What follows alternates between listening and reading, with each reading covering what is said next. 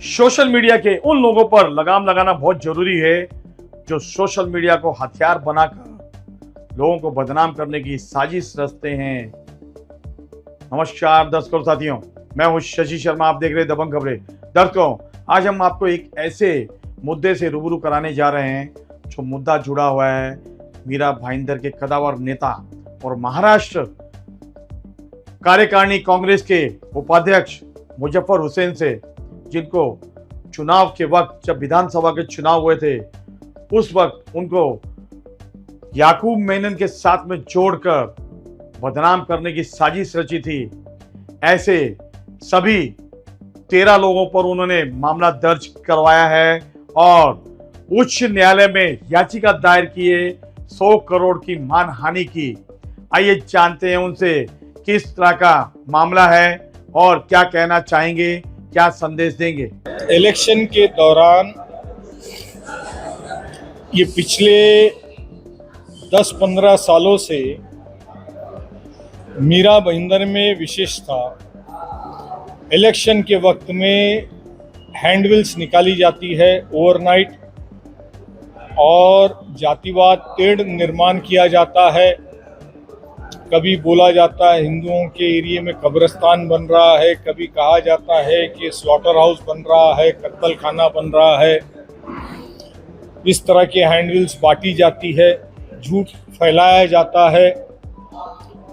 ये पिछले 2012, 2017, 2019 ये सब चुनाव में हमने देखा और इसीलिए इस विधानसभा के चुनाव के वक्त हमने अपनी एक लीगल टीम वकीलों की रखी थी, जिसमें हमारे पार्टी के वर्कर एडवोकेट राहुल राय, उनके नेतृत्व में 4 लोकल एडवोकेट्स थे और बॉम्बे से सीनियर काउंसिल्स थे। और लगातार हो रहे आचार संहिता भंग, फिर वो मंदिरों में जाकर के बीजेपी के सिंबल के साथ उम्मीदवार ने फोटो निकालना, मंदिरों में प्रचार करना, जो कि आचार संहिता भंग होता है। रास्तों पे बगैर परमिशन के प्रचार सभा करना, इलेक्शन में फ्री बीस जिसे कहा जाता है, साड़ियाँ बांटना, खाना खिलाना, बगैर परमिशन के होर्डिंग लगाना, बैनर लगाना, झंडे लगाना, गाड़ियों पे स्टिकर लगाना, रिक्शाओं पे स्टिकर लगाना विदाउट परमिशन, इस तरह के आचार संहिता भंग का हमने रेगुलर हमारी लीगल टीम ने कंप्लेन किया। और उसी में से एक जो सामाजिक टेढ़ निर्माण करने वाला जो सोशल मीडिया पे मैसेज चल रहा था, जिसमें ये लिखा जा रहा था कि आपको इस देश में क्या ऐसे उग्रवादियों का साथ देने वाला टेररिस्ट को चुन के देना है कि देशभक्त को चुन के देना है।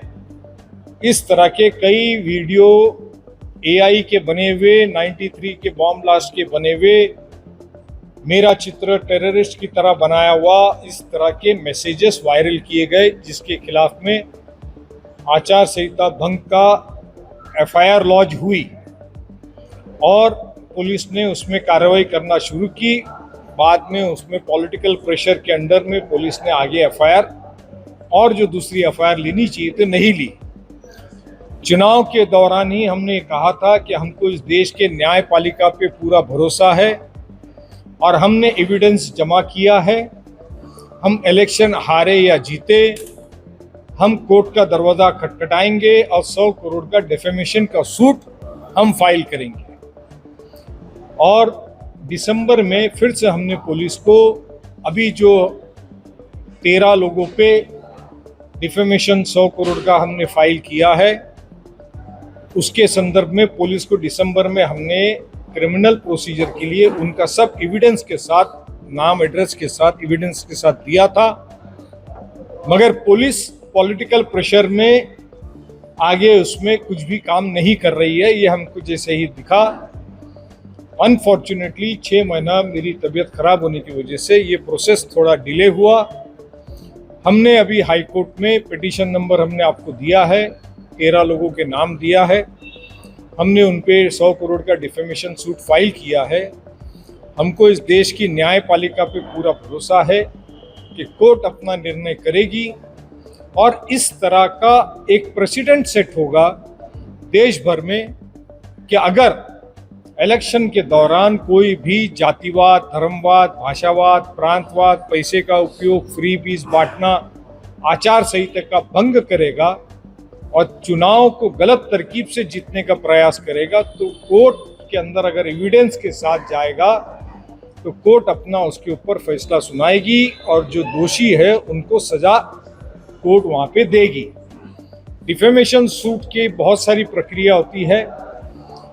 मैं आपके माध्यम से सभी पॉलिटिकल पार्टी के वर्कर्स को कहना चाहता हूं कि आपकी पार्टी, आपके नेता भले आपको कहते हो कि इलेक्शन में इस तरह का प्रचार करो, जातिवाद, धर्मवाद, भाषावाद, प्रांतवाद, देश विरोधी, देशद्रोही, आप बिल्कुल इन टेंटों में पड़िए मत, क्योंकि केस आप पर बनता है।